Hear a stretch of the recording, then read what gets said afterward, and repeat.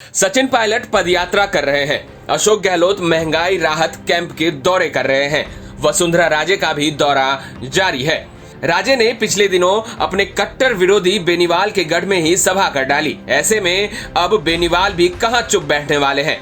हनुमान जी ने भी 22 मई को बीकानेर में एक बड़ी रैली करने की योजना बनाई है। राजस्थान की राजनीति परवान पर है।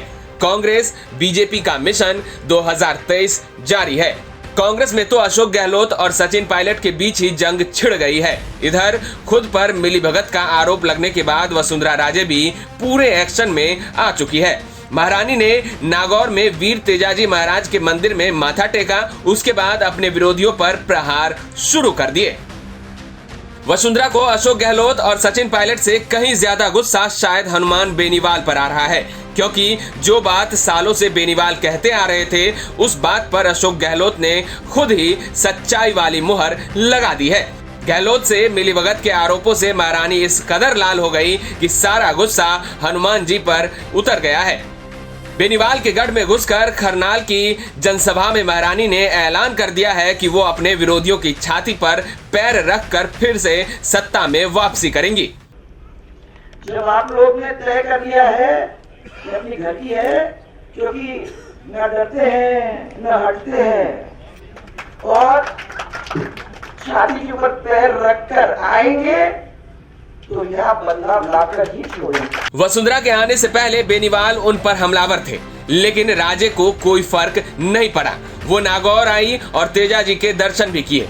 अपने वादे के मुताबिक महारानी वसुंधरा ने वीर तेजाजी मंदिर 21 लाख रुपए भेंट किए। वसुंधरा राजे के तेजाजी मंदिर दर्शन के कार्यक्रम से 2 दिन पहले आरएलपी प्रमुख हनुमान बेनीवाल ने ट्वीट कर तंज किया था कि राजे ने 2008 में तेजाजी मंदिर के लिए 11 लाख रुपए देने की घोषणा की थी। वसुंधरा राजे ने कहा कि वो अपना वादा कभी नहीं भूलती। हनुमान बेनीवाल ने वसुंधरा को ललकारा, लेकिन वो ललकारने के बाद भी उनके सामने नहीं आए। जब महारानी चली गई तब बेनीवाल ने फिर से अपना एक्शन दिखाना शुरू कर दिया।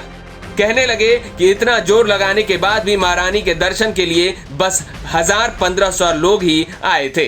नागौर के अंदर जो इन्होंने कार्यक्रम किए, करनाल के अंदर मुझे नहीं लगता 200-250 ज्यादा कुछ संख्या होगी। 1000-1500-800 लोग वहां होंगे। आपके खाटू के अंदर पूरी ताकत लगा दी। सारे पूर्व मंत्री, पूर्व सांसद, 1 दर्जन पूर्व विधायक सारे लग के, और उसके बाद अगर इतनी संख्या जुटाते तो वसुंधरा का क्रेज खत्म हो गया। एक जमाना था कि वसुंधरा के साथ लोग सेल्फी के लिए भागते थे, और जमाना आ गया वसुंधरा खुद सरपंचों को फोन कर रही है।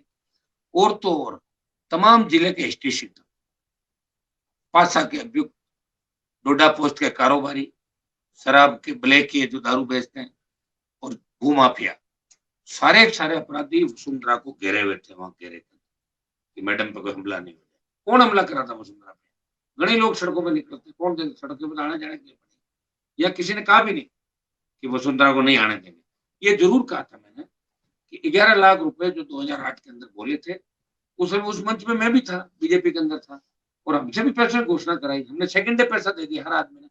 तो 11 लाख रुपए का अगर ब्याज करते हैं ना 15 साल में, तो बहुत बड़ा पैसा होता है, करोड़ों में जाता है। तो वो पैसा चुकाना चाहिए था।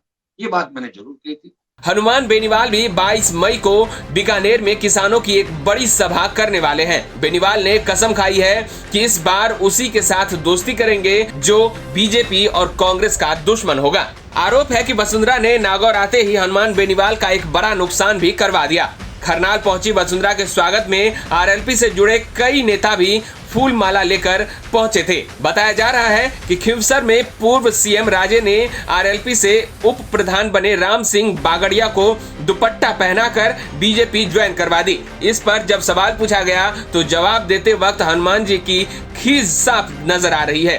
खिवसर में कल आपकी पार्टी के उप प्रधान ने वसुंधरा का स्वागत किया था। इससे पहले जो प्रधान थे वो भी 2-3 दिन पहले वहाँ मिले थे। तो ये इस तरह की जो परिस्थितियां हो रही है, मेरे पार्टी का प्रधान कहा,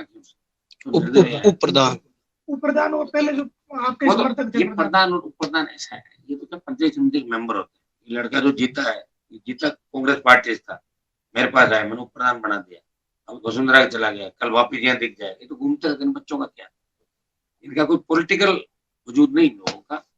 कोई कहीं जाए, इससे कोई सीएम सर की हनुमान बेनीवाल को देख रही है, आरएलपी को देख रही है, उसकी विचारधारा को देख रही है। एक आदमी जाएगा तो शौक दूसरे आ जाएंगे ज्वाइन करने। उधर बीजेपी ज्वाइन करने वाले राम सिंह बागड़िया ने भी साफ कर दिया कि उनकी आस्था तो पहले से ही आरएसएस और मोदी जी में थी, इसलिए बीजेपी में तो जाना ही था। एलपी के हो और पूर्व सीएम का स्वागत करने के लिए आए।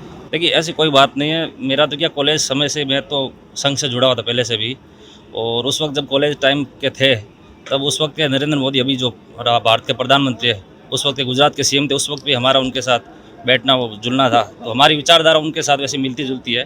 तो हम अभी किसी पार्टी से ये कोई मायने नहीं रखता है, क्योंकि हमारी वैचारिक जो है भावना है सबका साथ सबका विकास, इस पर्पस है। तो हम हमेशा चाहते हैं कि अतिथि देवो भव, तो हम तो सबका स्वागत करते हैं पलक पावड़ बिछा कर। कयास लगाए जा रहे हैं कि आज आप भारतीय जनता पार्टी नहीं, कयास की तो देखो राजनीति में सब संभव है। आज इतिहास उठा के देख लो, जितने भी आज राजस्थान के नेता हो, अपने पर्टिकुलर नागौर की बात कर लो तो उनका इतिहास उठा के देखो, कौन कब किस पार्टी से था, आज किस पार्टी से, कल उनका क्या भविष्य होगा। तो ऐसा कुछ नहीं है। राजनीति में कहीं कोई किसी पार्टी में रहिए कोई मायने नहीं रखता है सब, लेकिन उनकी विचारधारा हमेशा क्षेत्र के लोगों के विकास के प्रति होनी चाहिए। कुल मिला के आपका मोटा मोटी कहना ये है कि आप बीजेपी देखो नहीं, हम ऐसा नहीं है। हम तो यही चाहते हैं कि आम आदमी का भला हो। हम किस पार्टी से रहे किस पार्टी में नहीं रहे ये मायने नहीं रखता है। अब जब हम किस पार्टी को बैठ जाए, लोगों का काम नहीं हो, तो वो ये बड़ी बात नहीं रखना मायने। महारानी को शायद ऐसा ही लग रहा है कि गहलोत के साथ उनका नाम जोड़कर उनकी जो बदनामी की गई है उसके लिए शायद कहीं ना कहीं हनुमान बेनीवाल ही जिम्मेदार हैं। शायद महारानी ने ये सपने में भी नहीं सोचा होगा हनुमान बेनीवाल इतने साल से जो बात कहते आए हैं उन आरोपों पर बयान देकर अशोक गहलोत ही उन्हें इस तरह से मुश्किल में डाल देंगे। ब्यूरो रिपोर्ट, राजस्थान तक।